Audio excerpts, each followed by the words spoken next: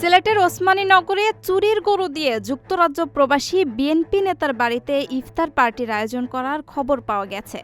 ইফতারে এলাকার প্রায় সহস্রাধিক মানুষ অংশ নেন।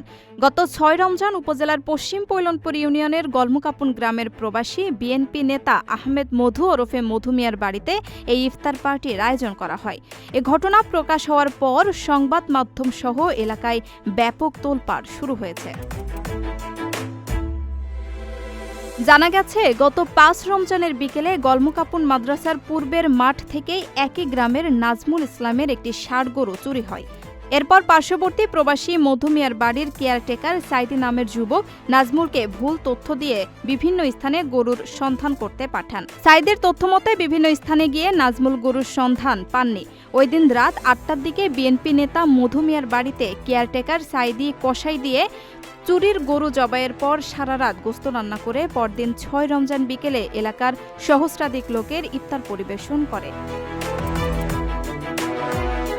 ইফতার পার্টিতে দাওয়াতি মেহমান হিসেবে গরুর মালিক নাজমুল উপস্থিত হয়ে জবাইকৃত গরুর দড়ি দেখে বুঝতে পারেন তার গরু দিয়েই ইফতারের আয়োজন করা হয়েছে। বিষয়টি গ্রামের লোকজনকে বললে মধু মিয়ার বাড়িতে লাগানো সিসিটিভি ক্যামেরা তদন্ত করে স্থানীয় গণ্যমান্য ব্যক্তিবর্গ নিশ্চিত হন নাজমুলের গরু দিয়েই ইফতারের আয়োজন করা হয়েছে। পরে ৮ রমজান বৃহস্পতিবার রাত ১১টার দিকে গ্রামের মুরব্বীদের মধ্যস্থতায় গরুর মালিক নাজমুলকে ৭০,০০০ টাকা দিয়ে বিষয়টি নিষ্পত্তি করা হয় এবং মধু মিয়ার বাড়ির কেয়ারটেকার সাইদকে চাকুরি থেকে বরখাস্ত করে পরিবারের জিম্মায় দেওয়া হয়। প্রবাসীদের জন্য নির্মাণ হচ্ছে দেশের প্রথম স্মার্ট সিটি, যেখানে থাকছে স্কুল, মসজিদ, হাসপাতাল, সুইমিং পুল, হেলিপ্যাড, পাঠাগার, জিম, সুপারমার্কেট, শিশু পার্ক সহ সকল নাগরিক সুবিধা। মাত্র ৩০ লাখ টাকা বিনিয়োগে মিলছে আকর্ষণীয় ফ্ল্যাট। প্লাটিনাম ইনভেস্টরদের জন্য ঢাকা বিমানবন্দরে ভিআইপি প্রোটোকল সুবিধা।